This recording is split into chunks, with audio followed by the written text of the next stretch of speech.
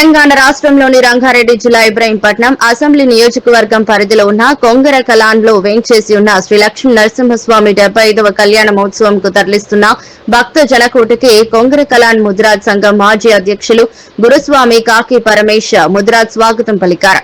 ఈ మేరకు పెద్ద ఎత్తున భక్తులు విచ్చేసి స్వామివారి కృపకు పాత్రులు కావాలని గురుస్వామి కాకి పరమేశ్ ముద్రాజ్ ఆకాంక్షించడం జరిగింది.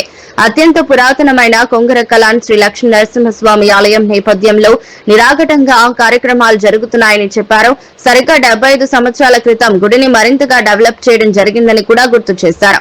మే నెల 2వ తేదీ శనివారం రోజు రథోత్సవం జరుగుతున్నందున వస్తున్న భక్తులకు అందరికీ స్వాగతం సుస్వాగతం పలుకుతున్నట్టు కాకి పరమేశ్ ముద్రాజ్ తెలిపారు. ఈ సందర్భంగా కాకి పరమేశ్ ముద్రాజ్ గారిని 9959888681 నెంబర్లు సంప్రదించవచ్చని పేర్కొన్నారు.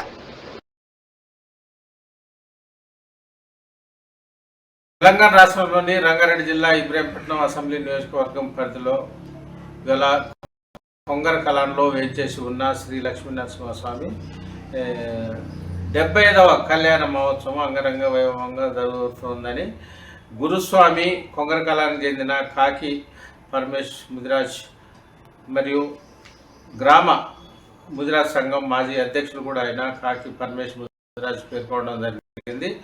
ముఖ్యంగా కళ్యాణ మహోత్సవం ఈ టెంపుల్ సంబంధించి దాదాపు 75 సంవత్సరాలుగా నిరాఘాటంగా జరుగుతుండడం అనేది జిల్లాలోనే పెద్ద విశేషమని కూడా ఈ సందర్భంగా కాకి పరమేశ్ ముదిరాజ్ పేర్కొనడం జరిగింది. ముఖ్యంగా భక్తులకు కూడా అందరికీ స్వాగతం తాను పలుకుతున్నానని సమస్త భక్త జనకోటికి ఈ సందర్భంగా అంతా మంచి జరగాలని ఆ స్వామివారిని శ్రీ లక్ష్మీ నరసింహస్వామి వారిని వేడుకుంటున్నట్టు కూడా కాకి పరమేశ్ ముదిరాజ్ పేర్కొనడం జరిగింది.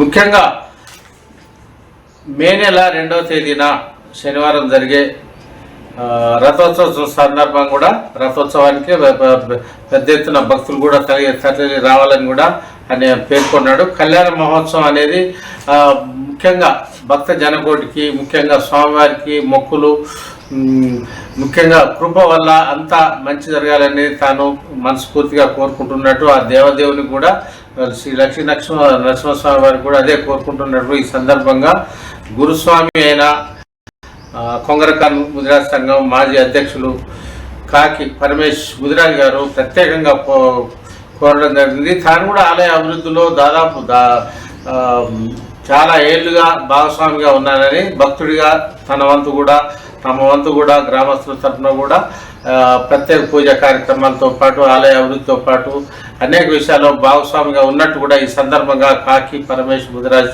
తెలియజేశారు.